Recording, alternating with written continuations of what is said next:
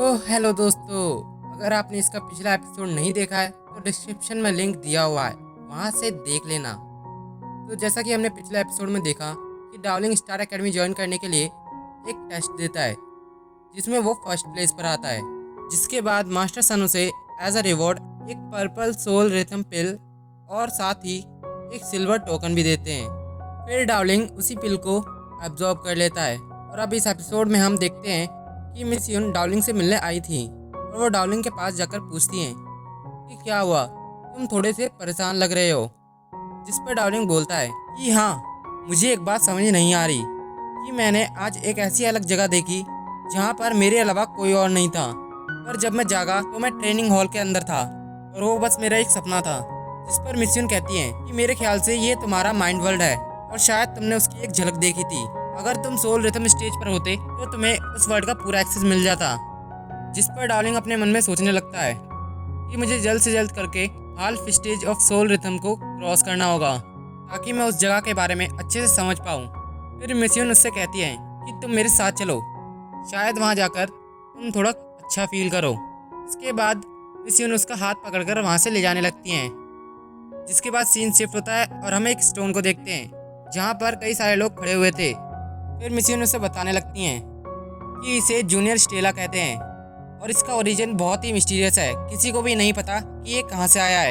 इस पत्थर को यहाँ बहुत ज़्यादा खास माना जाता है और इस पत्थर पर दूर दूर से लोग अपना नाम लिखवाने आते हैं, लेकिन हर कोई इस पर अपना नाम नहीं लिखवा सकता। सिर्फ वही इस पर नाम लिखवा पाते हैं जिनकी पावर काफ़ी ज़्यादा हाई हो, क्योंकि इसके पास जाते ही सभी की पावर सप्रेस होने लगती हैं और यहाँ तक कि उन लोगों को पूरे कॉन्टिनेंट में भी रिस्पेक्ट दी जाती है। तुम वहाँ जाने की गलती मत करना, अगर तुम इसके पास गए नहीं तो तुम्हारा कल्टीवेशन बॉडी रिफाइनमेंट स्टेज पर आ जाएगा। ये सब वो डार्लिंग को बता ही रही थी कि तभी उस जूनियर स्टेला में से काफी ज्यादा हाई प्रेशर ऑरा बाहर निकलता है, जिसे देखकर डार्लिंग सोच रहा था कि आखिर वो बंदा कौन होगा जिसने इस स्टेला पर सबसे ऊपर नाम लिखवाया है। लेकिन जैसे ही वो उसका नाम देखता है तो वो और किसी का नहीं बल्कि ज़ुआनिन यानी कि मार्शल किंग का था। इसके बाद वो एक विजन देखने लगता है जिसमें छोटा मार्शल किंग उस मिस्टीरियस स्टोन पर अटैक करके उस पर अपना नाम लिखता है। तो इससे आप मार्शल किंग की पावर्स का अंदाजा लगा सकते हैं, कितनी छोटी सी उम्र में ही उसने इस स्टोन पर अपना नाम लिखवा दिया और अभी भी उसको कोई भी सरपास नहीं कर पाया।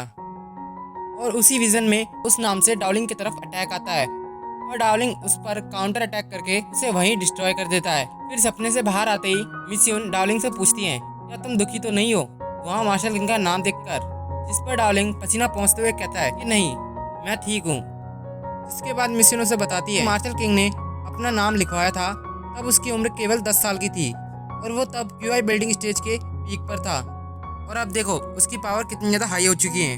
इसके बाद डार्लिंग अपने मन में कहता है कि मैं कसम खाता हूँ मैं उससे आगे निकल के जरूर रहूँगा। फिर मिस यून उससे कहती हैं कि वैसे तो तुमने स्टार एकेडमी बहुत लेट ज्वाइन करी है, लेकिन अगर तुम काफ़ी ज़्यादा मेहनत करो तो मुझे यकीन है कि तुम्हें वो मिलेगा जो किसी और को नहीं मिला। इसके बाद आसमान में से एक बर्ड से एक लड़की उतरती है जो कि ग्रेट क्यूआन की यंग प्रिंसेस थी, जिसका नाम क्यूआन याओ है और वो अभी सोल रिथम के 4th लेवल पर है। फिर वहाँ खड़े लोग इसके बारे में बातें करने लगते हैं कि इसके पास तो खुद का ही फिनिक्स है, इसमें कोई शक नहीं, ये मॉर्टल एम्परर की सबसे फेवरेट चाइल्ड है। फिर वो दोनों वहाँ से जाने लगते हैं। साथ ही डार्लिंग कहता है कि मैंने भी तो एंसेट बर्ड की सवारी करी थी। तभी मिस यून बोलती हैं कि ग्रेट क्यूआन इस अर्केना लैंड में सबसे ज़्यादा स्ट्रॉन्ग है।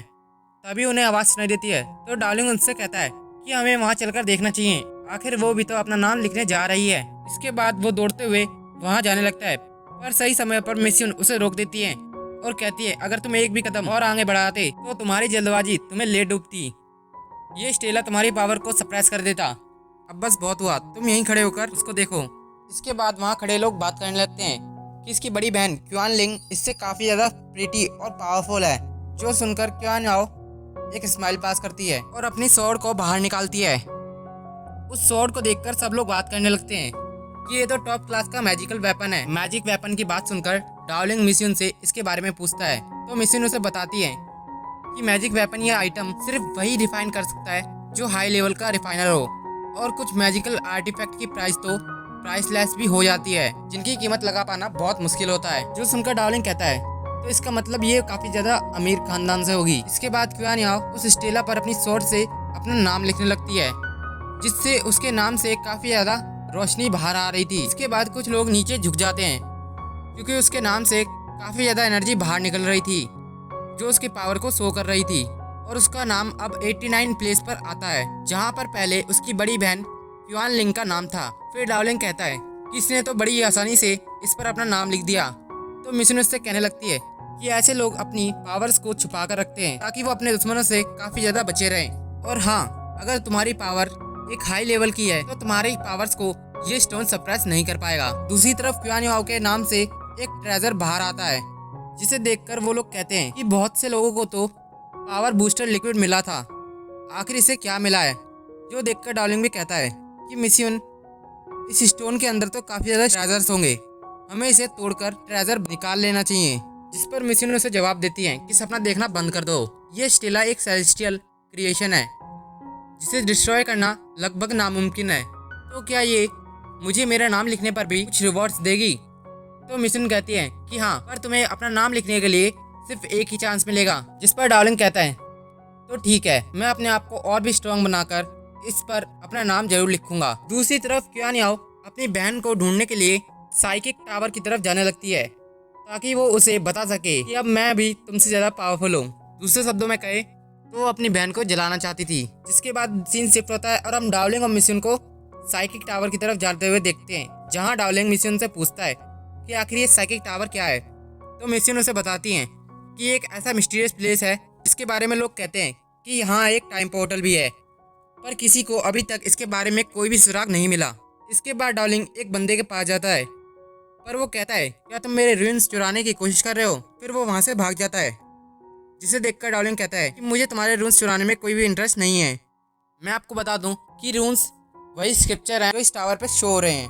फिर मिशन हंसते हुए कहती है तुम जो ये टावर पर स्क्रिप्चर्स देख रहे हो वो काफ़ी अलग हैं। कुछ लोगों का मानना है कि इनके अंदर काफ़ी ज़्यादा पावर्स है और कुछ लोग मानते हैं कि ये ग्रेट टावर के रून्स हैं। हर व्यक्ति इसे अलग अलग तरीके से देखता है और कोई भी अभी तक इसका पता नहीं लगा पाया कि आखिर ये क्या है। लेकिन तभी कुछ स्क्रिप्चर्स डार्लिंग के अंदर चले जाते हैं और वही मिस्टीरियस आवाज़ डार्लिंग से कहती है कि हेवन डिवोरिंग मेथड की प्रैक्टिस करने वाला कल्टीवेटर की बॉडी एक पेपर की तरह होती है और दिल किसी इंक की तरह जो गॉड्स के डिवाइन लॉज को भी लिख सकता है। फिर वो स्क्रिप्चर्स एक साथ कंबाइन हो जाते हैं और ग्रेट ताओ में बदल जाते हैं। के बाद वो आवाज़ कहती है कि ये ग्रेट ताओ किसी की भी पावर्स को वीक से स्ट्रॉन्ग बना सकती है। दूसरी तरफ बाहर से मिशन डार्लिंग को जगाने की कोशिश कर रही थी और ये एपिसोड यहीं खत्म हो जाता है। अगर आपको ये वीडियो पसंद आई तो वीडियो को लाइक करके चैनल को सब्सक्राइब जरूर कीजिएगा।